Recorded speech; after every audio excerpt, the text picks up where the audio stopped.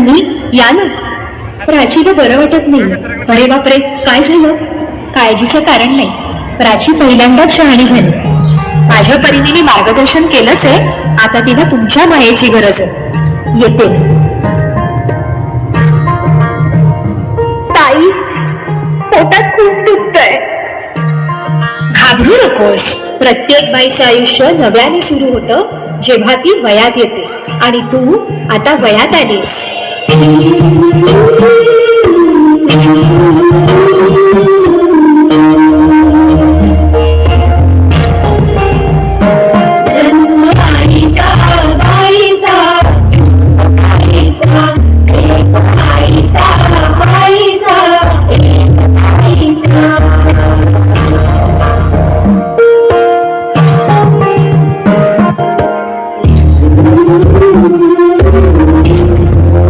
पाठ दुखते. ताप आलाय.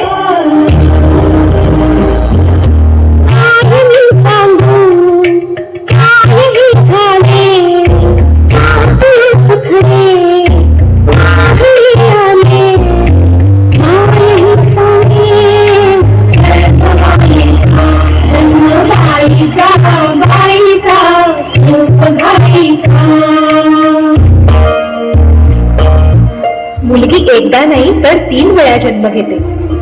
एकदा आईच्या पोटातून, एकदा ती आई होते तेव्हा. पण तिसरी आणि महत्वाची वेळ म्हणजे ती आई होण्यास सक्षम होते तेव्हा.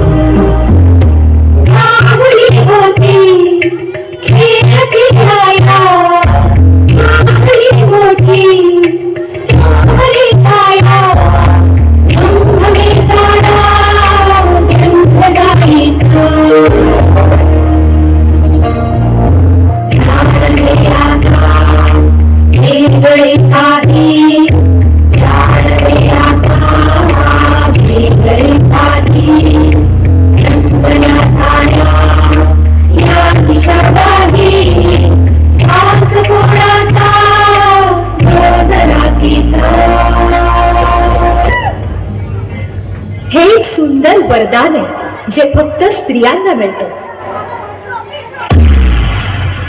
आई बाबा, मी शाळेत पहिली आले. आई, कुठे आहेस तू? आज आपल्या प्राचीला पाहायला पाहुणे मंडळी येणार आहे. जा, तयारीला लागा.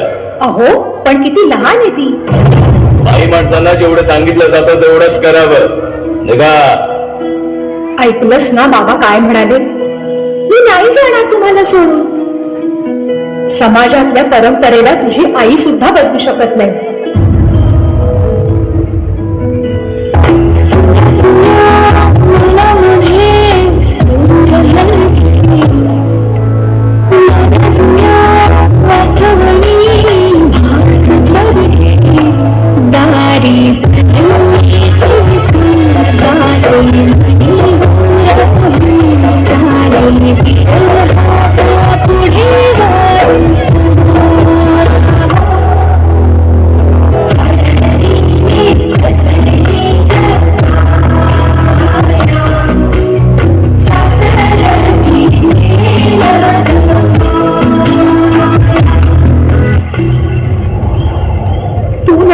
सासरी माया करायला.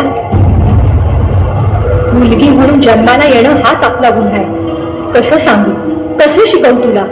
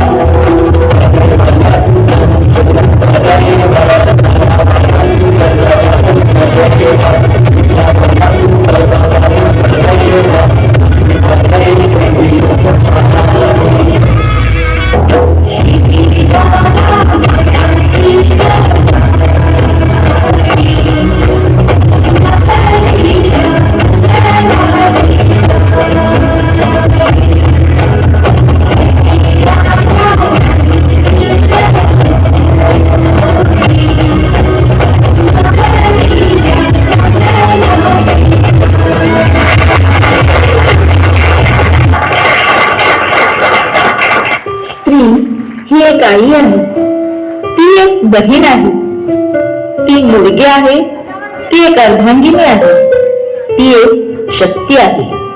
सृष्टी निर्मात्याचाही तिच्यावर विशेष आशीर्वाद आहे. जिथे महादेवानेही अर्धनारीश्वराच्या रूपात तिचे अस्तित्व दाखविले आहे, जिथे विठुरायालाही रुक्मिणीशिवाय संसार पेलता आला नाही, मग ते स्त्रीशिवाय हे जग, हा संसार, ही सृष्टी चालेल का?